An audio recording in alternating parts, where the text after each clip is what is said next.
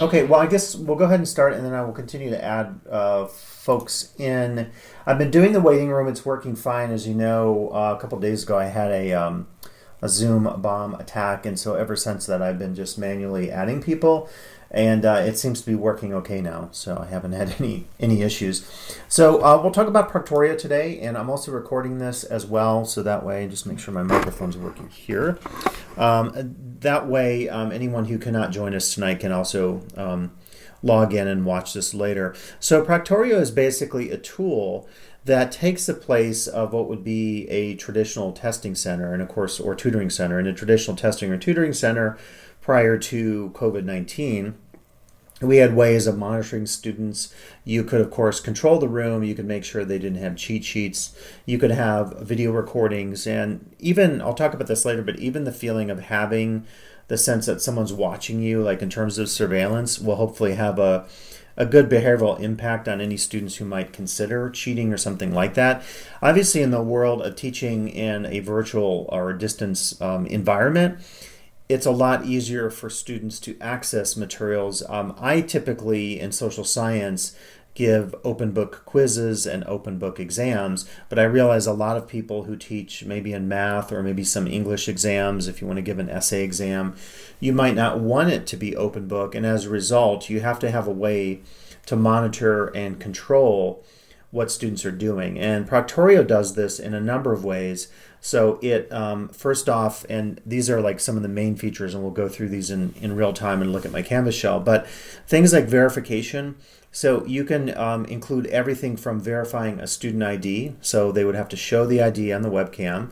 You could verify signature, login, and if you choose to have video and audio going, anything that the student does during that exam or assignment, whatever they're working on, would be recorded, and then that could be viewed later. So that's like one of the ways to set this up. So one is verification. The recording itself is also very sophisticated. You can even do a thing where it records the room, and a lot of this is using pretty complex algorithms to determine if students are doing anything out of the ordinary during an exam. So you're almost trying to control a student's work such that they're focused just on the work that they're doing in their Canvas exam or quiz. And anything that would be like in a traditional classroom, if someone has a cheat sheet, something like a piece of paper somewhere, and even if that were, let's say, in this area to my right, if I'm doing this a lot and looking down, depending on the settings, and there are different levels of settings, and we'll talk about the defaults versus using customized settings, but depending on the defaults, it could actually then detect that I am peeking down at a cheat sheet and could show an irregularity. And I think one of the things that's good to know about this as well is it really does remind me of probably how we've used plagiarism software in the past. Right now we have Vericite, we've used Turnitin before, and I know a lot of these companies are now merging. But often many of us would use a program like that if we detected something going on with our students' work. And we all have intuitive ways of doing this in every discipline that we teach. So for me in the social sciences, if I am reading a student's paper, and I always tell a funny story, years ago someone cheated and they talked about how they had a research team and they kept referring to this research team, and I thought, well, that's pretty good that you're a first year anthropology student and you have a research team. So that clearly set off an alarm where I said, well, this is not original work, and I probably didn't even need to have a Vericite or Turnitin for that. But it's one reminder we have for using something like Proctorio is you don't always have to use it in every case. You could use it in cases where you feel like there were irregularities. In instances where there has been, say, cheating, and I know some of our ISP classes, and I believe a few of these might have happened in math, I'm not sure. But if that was the case, they could investigate after the fact and try to look at, well, who were the students involved? Were they living in a particular wing, in the same wing in a correctional institution, and so forth? So it's one reminder for this is all these tabs you see on the screen right here can be customized based on what you might want to do in terms of your class and your specific issues. So just to move on a little bit here, I thought maybe I think it'd be worth just watching this. It's only 3 minutes. So I thought maybe we would just take a peek at this, and then I can also have it on the video for our folks who are watching it. Oh, I have to do it here. Sorry about that. In March of 2019, we were faced with one of the biggest scandals our educational system has ever seen, the college admissions scam. It brought attention to a system-wide lack of integrity and how bribery and favoritism have plagued campuses worldwide. A recent study from a Harvard research group said that at 38 U.S. colleges, more students come from the top 1% of the income scale than the bottom 60%. And multiple studies, year after year, have shown that more students admit to cheating in school than not. These statistics validate the ongoing perception that the educational landscape is unjust and unequal. When online education entered the scene, it looked like a possible solution to these problems. Institutions opened their courses online. This provided more flexibility and options for students while allowing education to become more accessible. But there was something missing. If the online system was too easy to cheat, employers would not grant much credibility to online graduates. The missing piece in online learning was integrity. Integrity is a crucial component to educational equity because it validates student identity and gives everyone an equal opportunity to earn the grades they deserve. How are institutions able to verify that a student was actually the one taking an exam, or that they actually mastered the skills and material required in their online course? With its robust learning integrity platform, Proctorio seized the opportunity to protect academic integrity in online learning. Institutions that implemented Proctorio have found that it is leveling the playing field for their students, as well as holding the institution itself accountable. It levels the playing field for our students. If Johnny goes into a course, a math course, and doesn't study at all, but ends up with a B+ because he had done some things that were not necessarily honest, versus Susan, who studies the entire way through, works very hard, but ends up with the same score. Now, how fair is that? Proctorio's live and fully automated remote proctoring service provides a scalable, cost-effective solution to ensure the total learning integrity of every assessment every time. The software eliminates human error, bias, and much of the expense associated with remote proctoring, identity verification, and originality verification. Proctorio's assessment settings allow exam administrators to set up customized, on-demand proctoring specific to their assessment needs. The platform employs recording, lockdown, and verification options such as video capture, which flags a user for suspicious activity while taking an exam, and Verify ID, which validates the student's identity in real time. Once a student completes the proctored exam, a detailed integrity report is securely and instantaneously delivered to the instructor. Proctorio's mission is to expand opportunities for the development and demonstration of human potential by supporting innovation in education and providing a scalable, secure, and cost-effective solution to learning institutions around the world. Since the start of 2018, Proctorio has seen its global footprint expand to 201 countries, while partnerships have grown to over 300 institutions globally. Though we will continue to see change in online education, we know that it is here to stay. At Proctorio, we believe we are impacting learning by ensuring integrity and creating equal opportunity for students everywhere. Okay, and obviously that's geared at, it really is, a marketing video, but it also does show you those three areas I talked about earlier in terms of the overview of how to create an environment in your online class that is maybe a little more, as I said, equitable.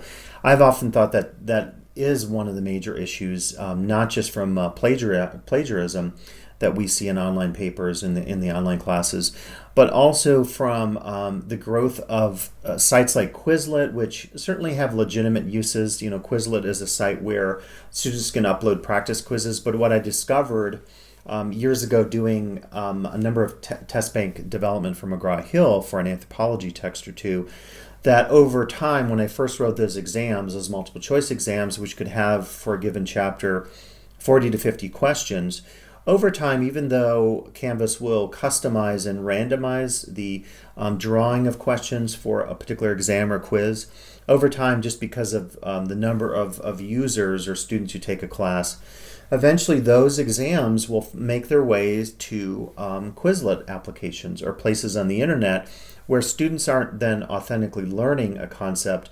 They're searching for a string of questions or a string of text within some questions, and then getting the answer from one of these remote sites. Now, the way to get around that as an instructor is to either continue to write new test banks to possibly use a program like this, or to design exams or assignments that are more about synthesis and analysis and combining information and not using some of the time-saving, albeit problematic forms like multiple choice tests, exams, quizzes, and so forth. So I think it is a real issue that we do need to think about more globally. So this is potentially one solution.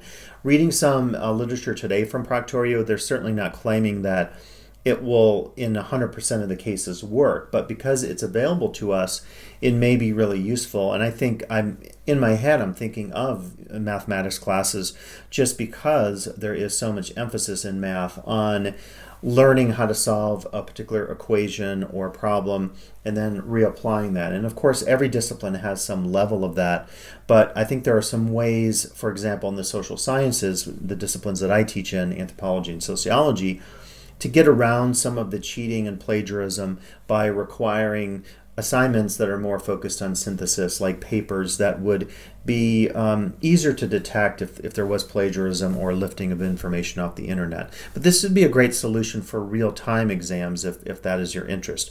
So we'll get into here how to set this up. It's pretty easy. We'll talk about then you just need an extension here in Chrome. We'll talk about how to do this inside of your class by going to the Settings tab. And then most of the work you'll do in Proctorio will happen at the level of the quiz or the exam. So for the first course setup point here, what you have to do, and we've been saying this throughout, is make sure you use Chrome for all of your work. I think Zoom will work with non-Chrome browsers, but I know that Confer Zoom, which is our ability to schedule Zoom meetings inside of Canvas, will only work on Chrome, and this definitely does not work. Interestingly enough, I looked at it today, and it was popping up on the Canvas Teacher app under my navigation menu, but it wouldn't allow me to load it. So it's a thing that can only be done in Chrome. So what happens is when you first install it or ask to install it, we'll look at it in the settings here, it'll ask you to go through a few steps here. And the first thing it'll tell you is use Google Chrome, and then you click there to install the extension. When it pops up on your navigation, it'll look like this, in parentheses Proctorio, and then it's called Secure Exam Proctor. And so it's a couple of steps that you go through. Once you click on this, it will install it in your browser after you click Add to Chrome. And it's one of these things that you just click it and it does it. And you can see the number of users, over 500,000 people using it.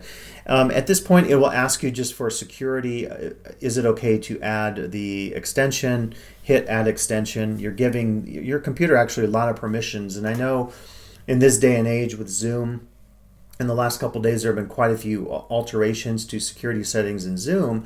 And some of that has to do, I think, with the continued fallout from Cambridge Analytica. If you saw the documentary about Facebook and how the use of Facebook private information and fun personality quizzes impacted, the U.S. election and the Brexit vote and so forth. I mean, so it's a continued concern. People have been asking, what happens with our Zoom classes? Can someone view those somewhere? Likewise, there have been questions about who can access the recordings, the reports that Proctorio produces. Now, of course, everything you find online says it's totally secure and it's safe. We cross our fingers, and I guess we're a little bit at the mercy of these big companies when we use these kinds of data and technology approaches. Now, one thing I want to mention is anytime you need help, it's really easy to find help because it'll be now integrated in your browser, and basically it'll be right over here. These are where your Dropbox will pop up, and some of these other ones, I forget what they are. But anytime I need access to help, I can click on that, and it usually will pop up and say, this is showing the actual extension. But what typically happens, I'm trying to see where this comes up.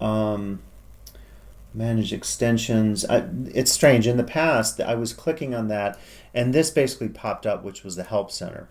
And I wanted to mention that if you haven't signed up yet for or downloaded that Chrome extension, when you click on some of the links I noticed they sent out today, they actually won't work and they take you to a generic page. Once you're official and you have that, and that is also, of course, part of our Canvas, which has been preset for us, then it's very easy to click on the Support Center here and answer all the FAQs, get answers to your common questions. And it talks about all the issues. You can download tutorials. I'm going to let Nan in here. Hi, Nan. Welcome. And so there, is a lot of great tutorial information available to you. So I just want to mention that anytime you get stuck. And this is what's happened in the past. I would click on this, and then I could either do a live chat, or I could click on the Help Center, which is what I just showed you there. So let me show you then, and I just want to mention this. When you start setting up Proctorio, you'll do the initial steps, which we'll look at, which will involve you going to settings and just basically dragging that tab that I mentioned to you to the top of your Canvas menu such that it shows in your navigation. Now, one thing that's interesting about this is in the past I've had sometimes 24-hour exams. I've just done that as a means of accommodating both disability requirements and also just giving students extended time. Proctorio has a maximum of 8 hours, so that's just something to consider. Now, if you're doing a math class or something like this and you're giving an exam, that's probably certainly enough time, but that is one thing that you're going to see is there's a limitation there. Once we set this all up, everything will happen inside of that level of the quiz and the exam, which I think makes it kind of nice. Now, before I go to my class, I want to mention one thing is I set up Proctorio today in my class, and indeed in the first instance when I set this up, it was showing up in my course menu.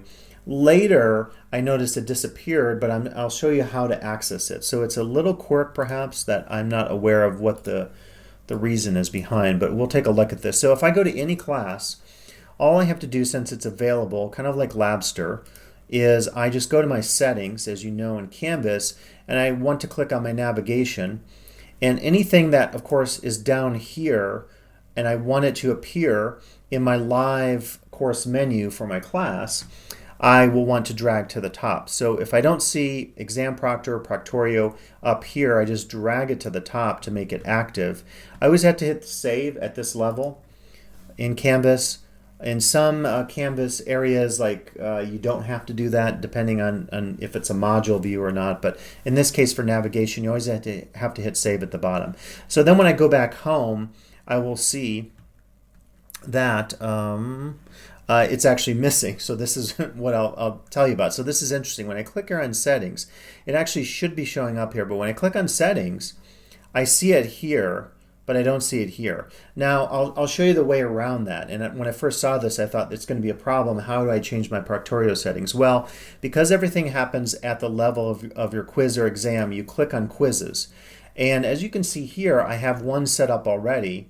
And this is just a sandbox, so I'm adapting it for the purpose of the demo. So when I click on this, and it doesn't really matter what's in here, and this is a multiple choice exam, the whole point is I've defined in my class that I want a remotely proctored exam via the virtual proctoring system of Proctorio. So the key is down here. When I first log on, since I have everything set up in my class, having that initial setting of Proctorio, I will see two things that are different here at the level of quizzes and exams that I will not see if I don't have that installed. And that is Proctorio settings here. And that actually will take me to the bottom. And what I have to do then is click Enable Proctorio Secure Exam Proctor. It's kind of a mouthful. And then Proctorio manages its own password. It doesn't show you what it is. And then this is the Proctorio settings tab. So again, in a normal world in Canvas, I would see down here on my dashboard, because I've set that up as I showed you before, I would see it visible here. I don't see it. So my workaround, which wouldn't bother me as an instructor if I were using Proctorio, is I would just click on Proctorio settings. And this is where everything pops up.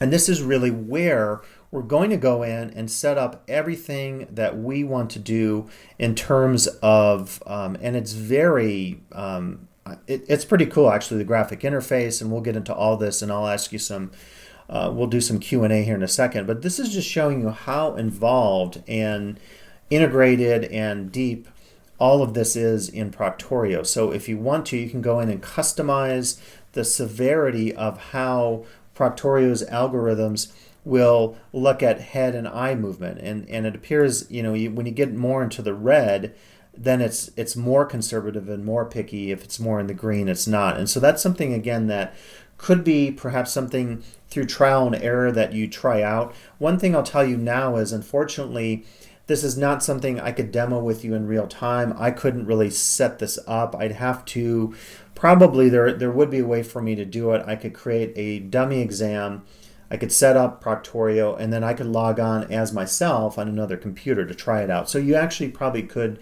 do a level of beta testing. I don't think it will allow me under the student view to actually do that, because it does involve obviously a lockdown of my computer depending on the settings, and so I'd have to really think about maybe doing that on another computer and monitoring it here somehow. I'm not sure how I would do that. But before we open for Q&A, I just wanted to show you under your exam settings the three main areas that were discussed in that video we watched, the recording options. This would be everything from recording to the room, and it's nice when you hover over these, you get a description of what Proctorio is looking at. So this will capture screenshots and URLs of any website. So for my math folks out there who are maybe watching this later, will be watching this later, I think this is one workaround. I know you can find graphing calculators and statistical calculators as Java applets online. And so this is one way to work around that. You could allow students and say,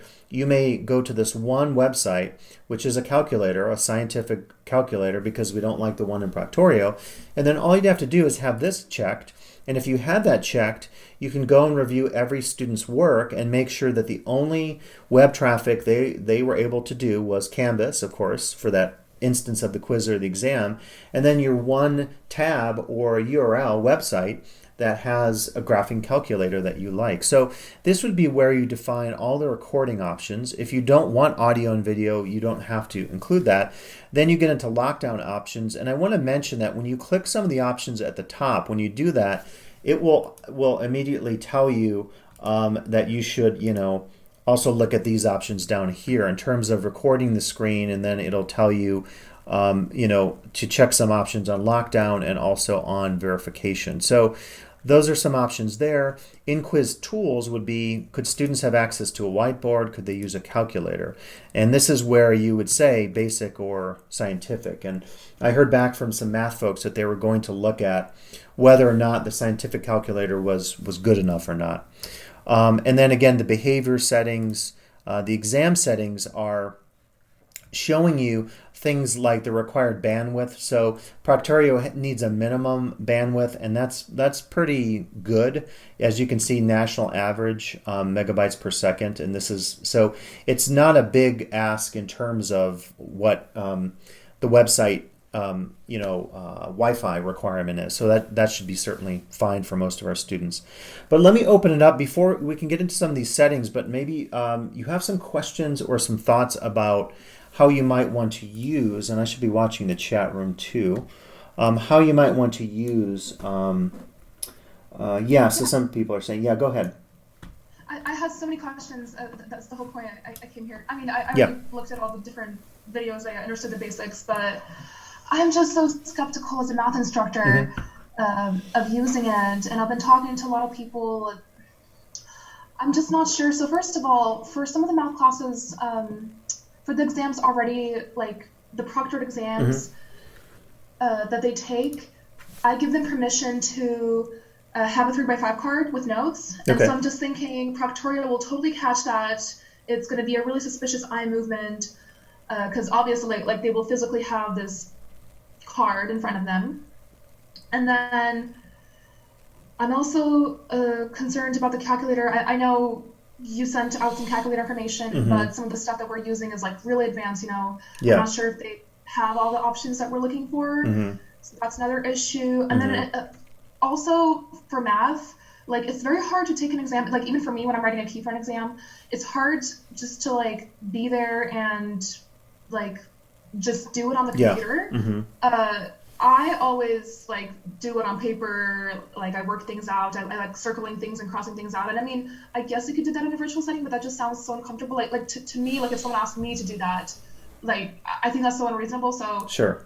I think it's even more unreasonable to ask of my students who aren't as mathematical as me even. Yeah. And then just another quick concern, what if somebody has accommodations for extended time? Is there a way to just kind of split that up? So that's like my whole series of Those are good questions.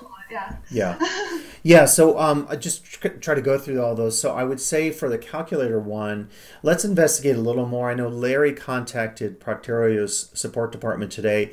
It sounded like from what Wynn looked at and Larry that it maybe wouldn't be advanced enough. So then probably what we would do is find, online. I was trying to find, like, here was a site on Canvas graphing calculator. So if we could find a site or two that would do what you wanted, and I'm sure there are sites for that, we could get around that, again, by going to the setting to record your web traffic. And then the workaround there is because you're seeing then which websites the student visited, you're like, okay, they only went to this website, that's legit. Okay, the rest would be illegitimate, and again, you could flag those that had those issues.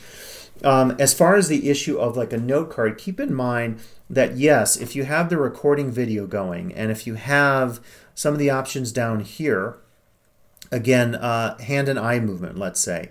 Well, okay, so again, it might be flagged in your report when you get your Proctorio report after the students take that exam or quiz, but then because maybe you're saying, they can only use that one card and they have to show the card or something during the proctored exam, that's one way around it. Now, could they have a second card there? Again, it's like there are different levels of thinking about the degree to which we want to be concerned and have some things set up for those concerns in terms of if it's an English class, we're talking about plagiarism detection, right? Those are the main programs we're using, and also our own intuition and experience as an instructor, knowing if someone turns in a poem that reads like in a poetry class that reads like it's a Pulitzer Prize winning work, then maybe some suspicion goes off. So that's one way to think about that, is to possibly make some allowances and then use what's available with your recordings to determine whether or not it was cheating or if the student legitimately completed their work. In terms of doing things on screen versus on paper, there always is an option, keep in mind, anytime you set up an exam in or any kind of quiz, you have the option to do what's called, I think it's under assignments here, it's maybe not under quizzes, but you could have an assignment and then the students could work it out on paper, but then they could be maybe required to send in a scan of that. It'd probably have to be in real time, and you'd want that action to be recorded, and we'd have to talk about what that would look like in terms of a student maybe doing that on their phone and sending that in as a file. So it would add layers of complexity in terms of thinking about how to do that. And as far as just general concerns, I think about the settings on Proctorio and will it work, again, just like any plagiarism software, I had an experience years ago where I really knew a student was plagiarizing, but this particular student had gone in and she had very carefully changed words in such a way that strings of words were not really being detected. And I had to painstakingly spend hours finding this, and I failed the student for that particular assignment, but it was a lot of work on my end, and that's hopefully one thing that Proctorio is doing for us, is not requiring us to spend 2 or 3 hours per student verifying and going through their work. And again, this varies with the discipline that we teach in. So yeah, I don't know, did any of that answer any of those concerns? Or I'm going to look at the chat again. I mean, I'm just feeling really discouraged at this point. My idea for using Proctorio, because I mean, it's still a great tool potentially, but I was thinking maybe I could split up the exam and have something where it is Proctorio friendly for like one part of it, and for one part have like a take home type of thing. So like maybe have just like a true and false thing where there's no real work that has to be done, and like they can't use their note cards for that, and like it wouldn't really make sense for them to like write anything down. So I'm still thinking about it, but I don't think I'm gonna implement this for the whole thing. Like, I just don't think it's a good match. Mel, go ahead. One of the questions that Leslie had asked was if you could change the test time, and you can for, your DRC students that have special accommodations. You can do that per person, and I will see if I can find the link on how to do that, but it would be in the quiz settings. Oh, that's good to hear. Okay. Yeah, Kelly from the DRC wanted to make sure faculty knew okay. that, well, you still want to provide the accommodations. Yeah. And for the question of, using it for part of your test or maybe rethinking, I think that's an option to be creative and kind of say, okay, here, this content for this part of the test, we can rethink it and measure it in a different way. So maybe it is, a take home or a reflection or even like a little video journal of the student kind of describing how they would solve a problem. And then the other part can be, more of a traditional test. It's not uncommon in the proctoring center to see tests that have a first half without the calculator, second half with, just throwing some ideas out there. That's a great idea. I think, to adapt things. The science folks are doing this now with Labster. The ideal would be to have the real lab, the face-to-face lab, but to have to do it virtually is better, I guess we would say, than canceling the class completely. So I agree with Mel. Like, if we can work around this in a way such that we maybe don't use it for every assignment, but just the 2 or 3 core ones, or the one, whatever you want to do, and then try it out on that. And of course, the first time you try anything out, the next time you do that assignment or similar assignment, you can maybe go back and adjust some of these settings. For example, I would be really concerned about these, because if you left on the default and it doesn't catch things, it's an interesting idea, all of these, right? To think about cutting and pasting and keystrokes and multi-faces and head and eye movement. And I'm even thinking of other things, like what if, someone had an earbud or something and someone was relaying to them. It is certainly what's happened, I think, to go back to that earlier point about cheating and academic dishonesty. Years ago, we didn't have plagiarism software when I was first teaching in the mid-90s. And it was all based on, our intuition and our sensibility about the level of writing and the type of data and the analysis. It took a lot of time trying to find sources. You couldn't just run to the library and try to find all the possible sources a student could have used to plagiarize.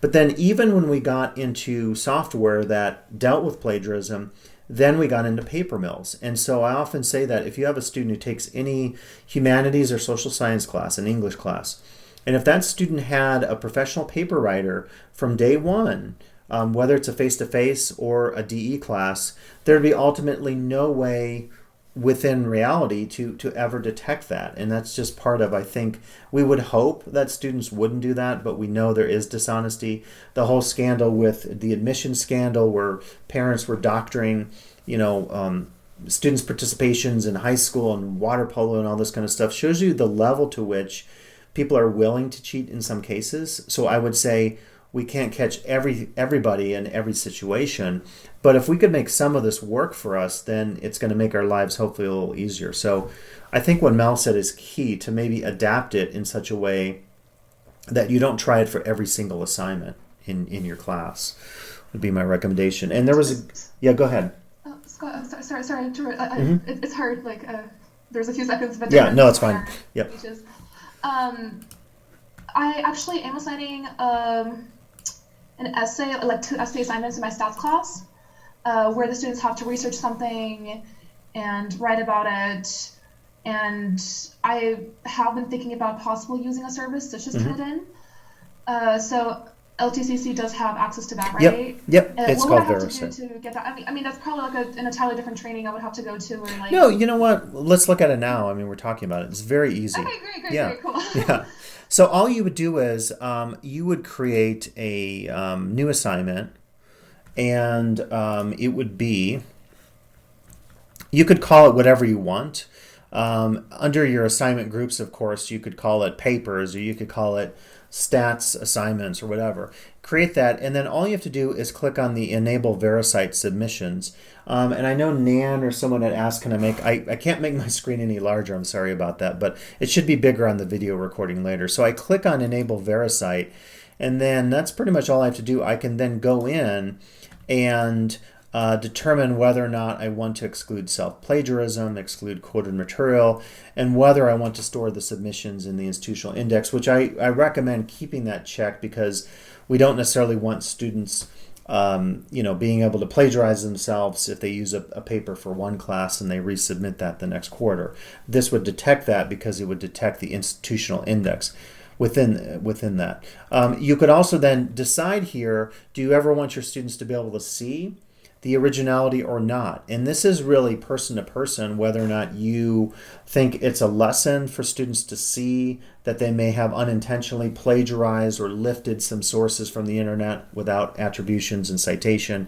And Mel is a great resource to go to. She's done work on my Promise classes in the past about citation and types of information and the authenticity of it. So I definitely recommend connecting with her about any of those concerns about citations and so forth. But this is nice because you can decide then whether the students see it or not. And that is all you have to do. And then once you create that assignment, once papers start coming in to wherever you've created this assignment, then you're able to view the originality reports. You can't see them now in a sample like this, but it's super easy to set up. So that's all you'd have to do.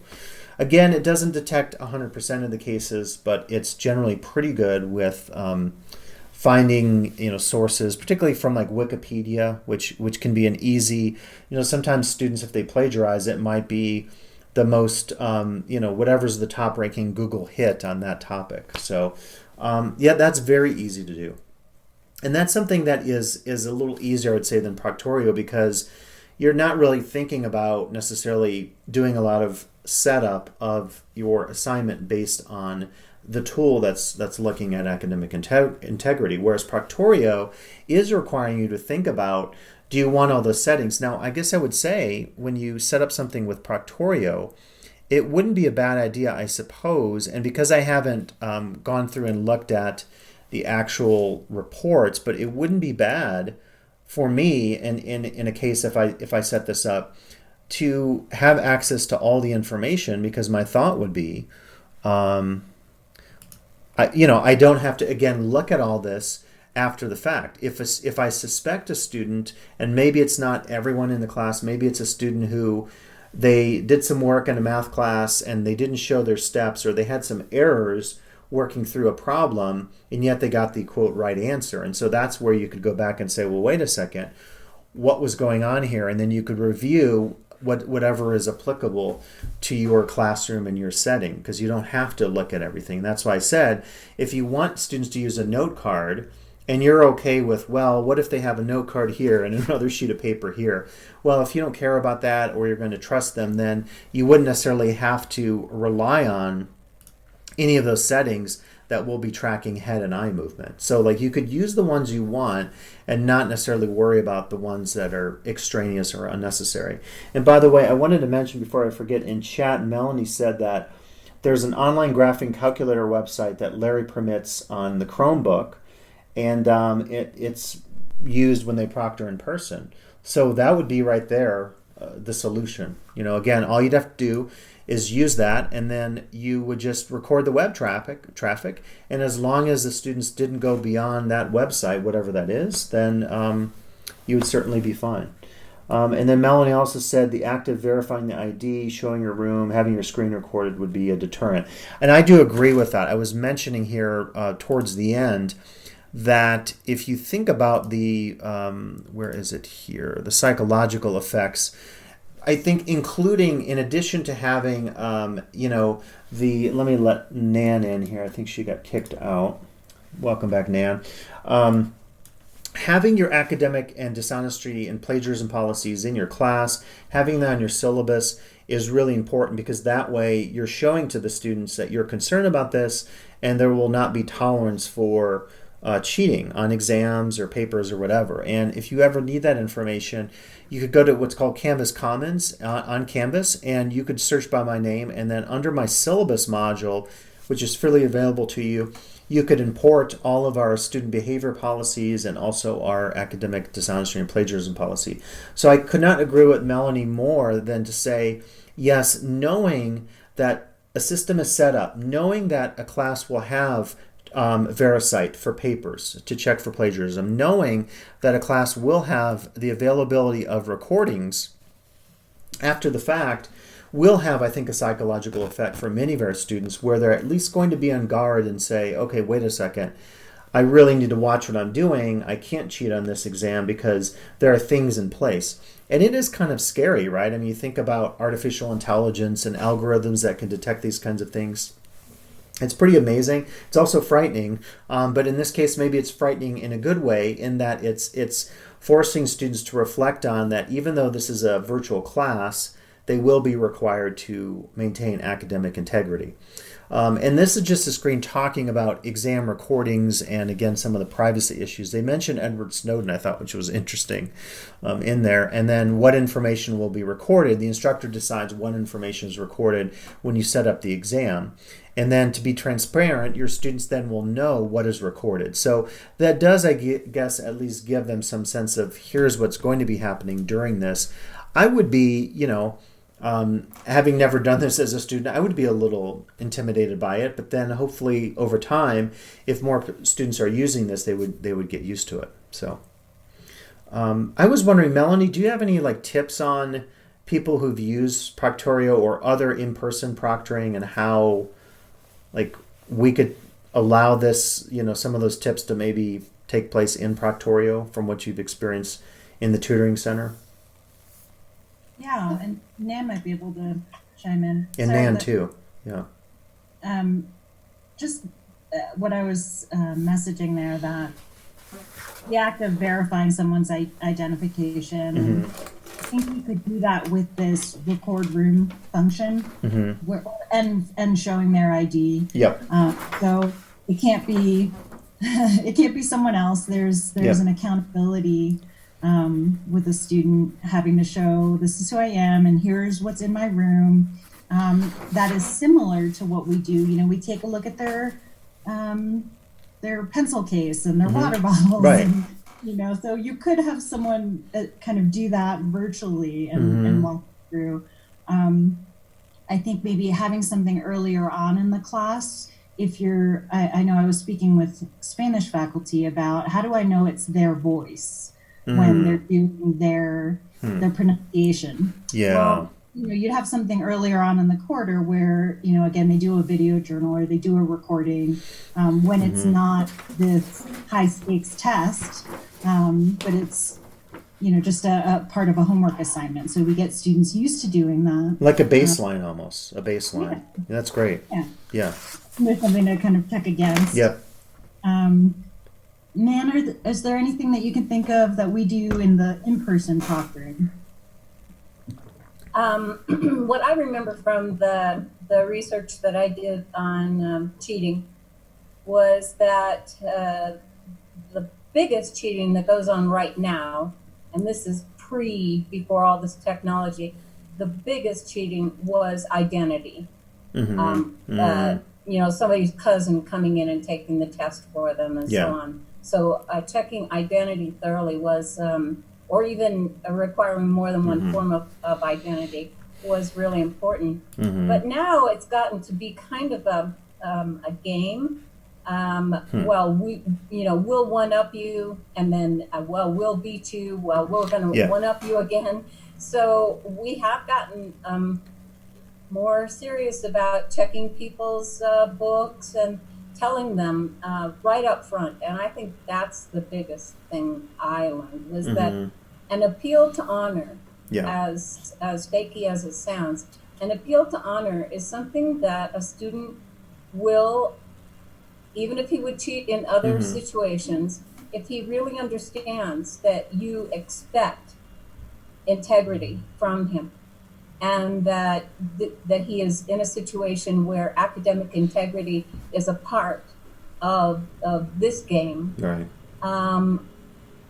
That they will actually kind of learn honor, or kind of like saying that someone who becomes a president will grow into the office, that that they will grow in magnanimity or whatever.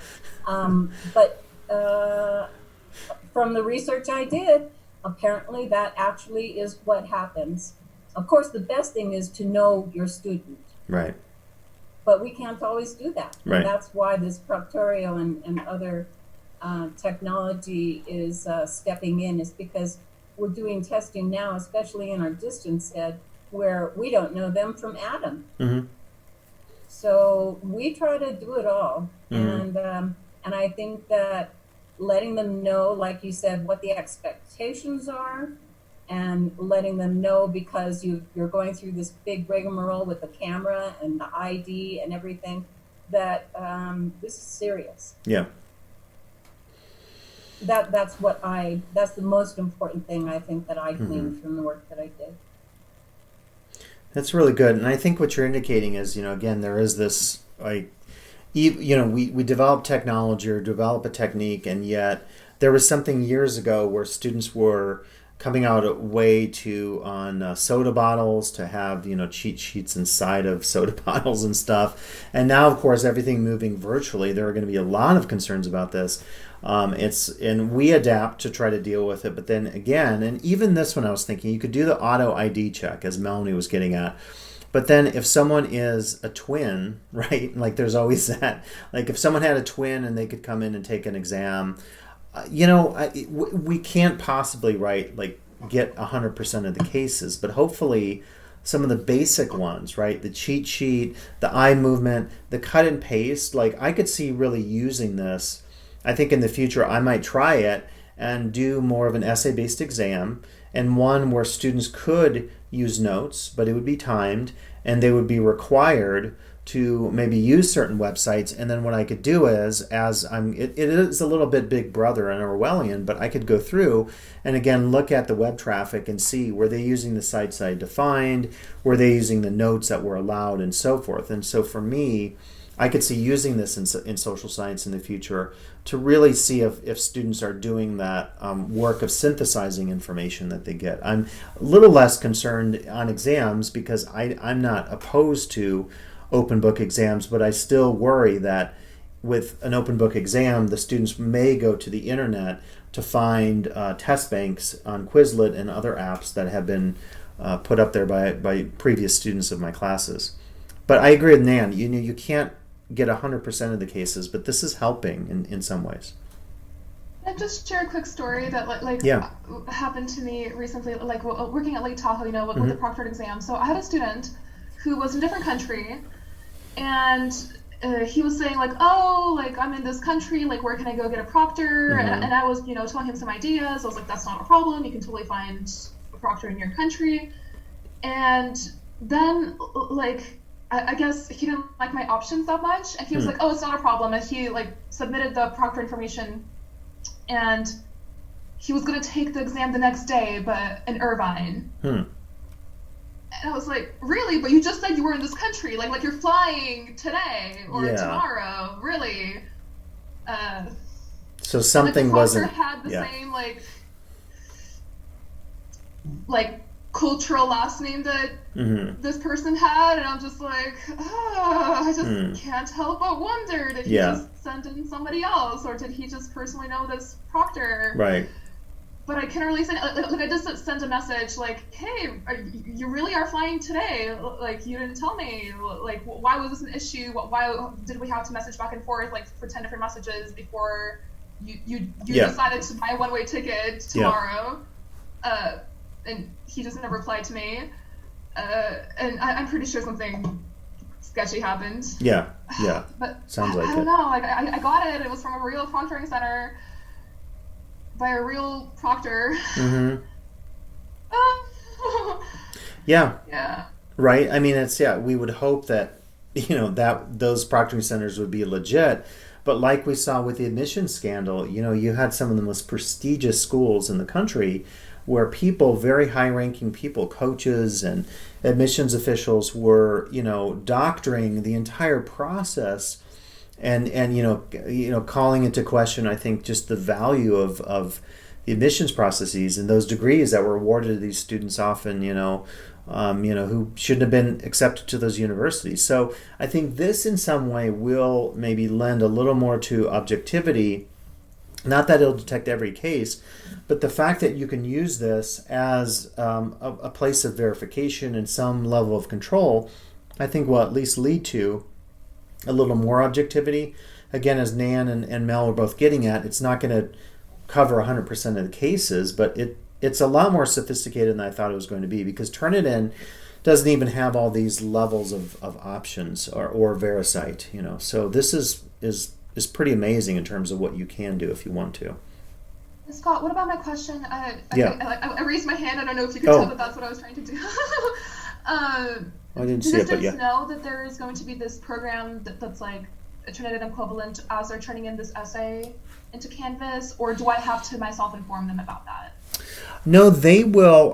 When they submit the paper, they will know that it's going through Turnitin. Now, again, or VeriCite. Now, again, they won't necessarily be able to view the originality, but it will tell them that is what's happening.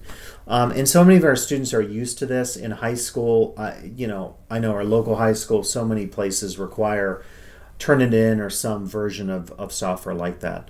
So no, that is very easily known by students. I think Proctorio, if students aren't used to this, there could be some learning curve. Again, I'd like to see it from the student's perspective, because I think it could be a little intimidating thinking about the fact that your eyes are going to be monitored and your movements, because students are already stressed in taking exams. We could all reflect back on our student days and think about the stress that accompanies an exam. So I do worry about that a little bit, but we don't have a lot of options, again, unless, as you were getting at, you seek out external proctoring centers depending on where those students live, and that may not be easy now, given the fact that everything is closing down worldwide. So this is another reason I think this could become, kind of like Zoom is now, maybe an option for us in the future if we like what it's doing. Yeah. And I'm trying to see if there are any other. Scott? Yeah, go ahead.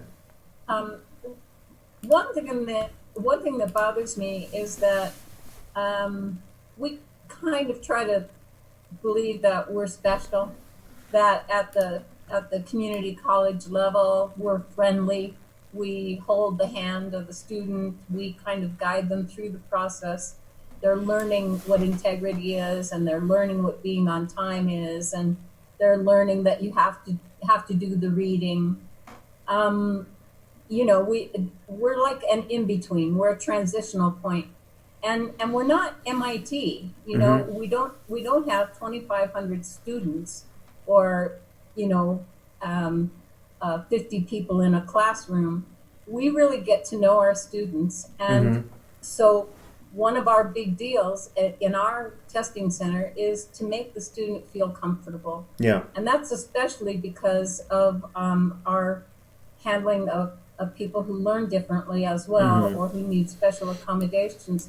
We're very aware that sensitivity is important. And so even though we are checking out their ID, and we are looking at their pencil box, and we are making them open their calculator in front of us to see that there aren't special notes hidden inside and so on, we're, I think, trying to give them the idea that, oh, well, this is just what we do. We try to be nonchalant about it. But when you introduce a testing program like this, which is so high tech, and which almost assumes that that you think that the students are coming in to take pictures of the questions and put them out on the internet, or trying to cheat in some way, Mm-hmm. that it undermines the trust and the sensitivity that we try to have in our, but that really only applies to our testing room, because I think that this is probably, if I were monitoring an SAT test, then I would definitely say this is necessary. Mm-hmm. In our situation with our small student body and with our ability to be so intimate with our students and really know who they are, at least to some extent, this seems overdone. Mm-hmm. I like it, but yeah, I totally see your concern, and I think that's where our intuition as instructors come in, where we say, okay, wait a second, maybe you don't need it in every case, or when we use it, maybe we're not concerned about some of these metrics like if students significantly finish an exam slower or faster than the rest of the class. Again, you don't necessarily have to use all the information. It's pretty integrated and complete, but you could decide, to avoid some of these data points. You could click some options on and others not. It's really your decision in terms of creating an exam. So, but I see your point, and I think maybe one way of dealing with that a little bit would be to have a description. If you're using Proctorio, have a module that could be a text or a short video that you record that explains why you're doing this, and you could say something in terms of trust like, look, we know that 99% of students do not commit plagiarism or cheat on exams, but there are some that do, and therefore we're asking you to see that this technology is not assuming that all of you will be cheating, but that we need something to hopefully deal with those issues of inequality that were stated in that Proctorio video. I mean, the admissions testing scandal really reminds us that education is not just about merit, and we know teaching in a community college as opposed to an MIT that a lot of our students are coming from very disadvantaged backgrounds, and we don't necessarily want someone taking a class and cheating just for the, we never want someone cheating, but particularly if that person then is going to get ahead without authentically doing the work. And that, I think, does become an issue of equity and trying to control for that, because when we see what happened with the admissions scandal, we really realize that it's not just students, but parents and officials who are working for prestigious universities are involved in trying to scam education. And that affects, obviously, all students, but it particularly impacts students who are working through life struggles and trying to get ahead based on merit and not cheating and so forth. So it becomes, I think, a real ethical issue as well. Yeah. Well, we try to be personable, and I think that it perhaps would make this kind of testing, and because you say it's adjustable, that we could profit from it, especially if we got to the point where we were doing an awful lot of testing of people that we don't know. Yeah. Okay. Well, good. I think we're at the hour point, so we should stop there. So I will create the video of this and then try to share it with others, and then particularly those of you in departments where you think in math or English where there might be value of other colleagues having a discussion with us or talking about how to get around some of the issues we discussed today, such as with the graphing calculators. We could certainly talk about some of those topics offline. So yeah, and I'll try to, if there's anything on the chat I didn't get to, maybe you could just send me your email question as well, and we could just have a conversation offline about that topic. And as we move forward, we'll do more workshops. Also, office hours are available with me and Trevor, so we can chat in addition, obviously, to what we've focused on tonight. So I think that is it. All right. So, okay. Well, thank you, everyone, and good luck. And reach out, and I'd be interested to see how Proctorio goes if you decide to use it for your class. So. Thanks for all your work, Scott. Okay. Yep. Thank you. Okay. Thanks again.